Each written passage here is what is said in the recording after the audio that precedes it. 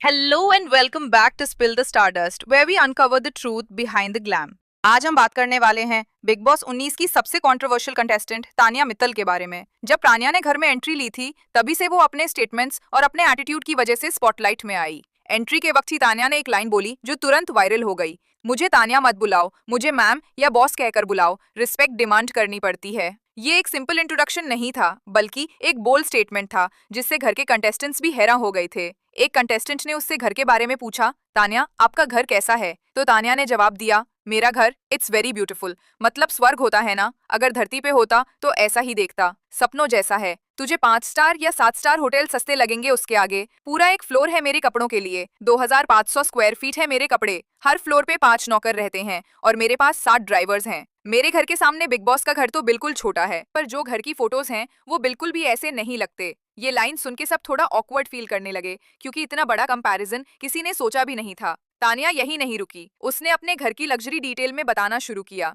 बचपन से बॉडीगार्ड्स के साथ रहने की आदत है, मेरे फैमिली को ऐसी लाइफ की आदत है, मुझे तो बॉडीगार्ड के बिना बाहर निकालना ही पसंद नहीं। और फिर तानिया मित्तल ने एक कॉन्टेस्टेंट को कहा कि वो यहाँ तक छोटे कपड़े और एक्सपोज बॉडी कंटेंट बनाकर नहीं पहुंचे, वो साड़ी पहनकर यहाँ तक पहुंचे। सोचो जरा, ऐसे स्टेटमेंट्स बिग बॉस के घर में नेचुरली गॉसिप का टॉपिक बन गए। फिर एक और शॉकिंग क्लेम आया जब तानिया ने कहा, हमारे घर के किचन के कबर्ड के अंदर लिफ्ट लगी हुई है और हम सोलर पैनल्स यूज करते हैं, इसलिए मेरा इलेक्ट्रिसिटी बिल सिर्फ 600 रुपए आता है। अब इंटरनेट पे लोगों ने तुरंत फैक्ट चेक करना शुरू कर दिया। तानिया की एक पुरानी वीडियो वायरल हुई जिसमें वो अपने किचन में कुकिंग कर रही थी और वहां तो लिफ्ट का नामो निशान भी नहीं था। कोई लिफ्ट दिखाई ही नहीं दी, बस यही जगह थी जहां से लोग कहने लगे कि तानिया अपनी कहानियों में थोड़ा एग्जैजरेशन करती है, या सिंपल शब्दों में बोले तो फेकू है। बिग बॉस के घर में तानिया ने अपने पर्सनल लाइफ के बारे में भी बात की। उसने कहा, मेरा एक एक्स बॉयफ्रेंड था जिसने मुझे छोड़ दिया क्योंकि उसको मैं ब्यूटीफुल नहीं लगती थी। 4 साल का रिलेशनशिप था, उसने कभी मुझे गिफ्ट नहीं दिया, फिर भी मैं उसके साथ रही क्योंकि मुझे सिर्फ प्यार चाहिए था।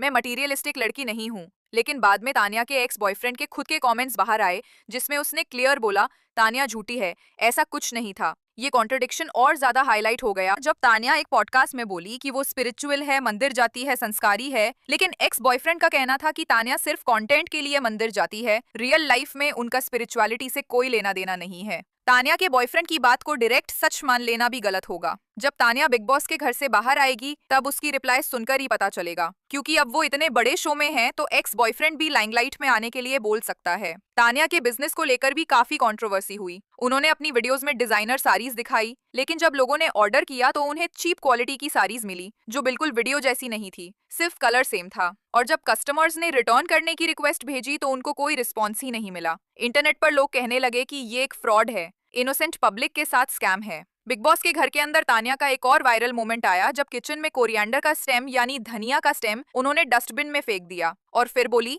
मैं तो कभी जिंदगी में डस्टबिन टच नहीं करती, अब मुझे खुद की हाथों से घिन आ रही है। बिग बॉस, मुझे आप क्यों ये सब करने दे रहे हो? ये लाइन देख के लोग लिटरली हंसने लगे, मीम्स बन गए। तानिया ने अपनी पढ़ाई के बारे में भी बोला कि उन्होंने सिर्फ क्लास 12 तक पढ़ाई की है, लेकिन एक यूनिवर्सिटी का रिकॉर्ड वायरल हुआ जिसमें प्रूव हुआ कि तानिया ने एक्चुअली वहां एडमिशन लिया था। यानी फिर से कॉन्ट्रडिक्शन। अब ऑडियंस को ये बात ज्यादा ही फिल्मी लगी। ये सब देखकर इंटरनेट पर एक एंगल और डिस्कस हुआ, क्या तानिया को झूठ बोलने की आदत है? साइकोलॉजी में इससे एक डिसऑर्डर बोला जाता है, स्यूडोलॉजिया फैंटास्टिका या पैथोलॉजिकल लाइंग। ऐसे लोग इतनी कॉन्फिडेंस से गलत कहानियां बनाते हैं कि सामने वाला पहले विश्वास कर लेता है, लेकिन जब प्रूफ्स आते हैं तो सच सामने आ जाता है। तानिया के केस में भी कुछ लोग बोलते हैं कि शायद ये उसकी स्ट्रैटेजी है, अटेंशन ग्रैब करने का एक तरीका, जबकि कुछ लोग कह रहे हैं कि ये उसकी आदत है जो कंट्रोल के बाहर चली गई है। और ऐसे लोगों को लाइटली नहीं लेना चाहिए, क्योंकि ये लोग हार्मफुल होते हैं, पब्लिक का ट्रस्ट तोड़ते हैं, इनोसेंट लोगों को हर्ट करते हैं। बिग बॉस हाउस में तानिया मित्तल एंटरटेनमेंट तो देती हैं, लेकिन क्या ये सब नताक, ओवर एक्टिंग और झूठ हमेशा चलता रहेगा तानिया की लाइफ में, या शो तक के लिए है बस?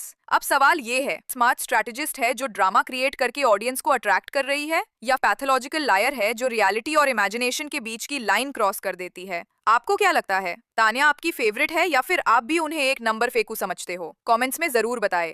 Thank you for watching spill the stardust. मिलते हैं अगले वीडियो में, तब तक के लिए bye bye and take care.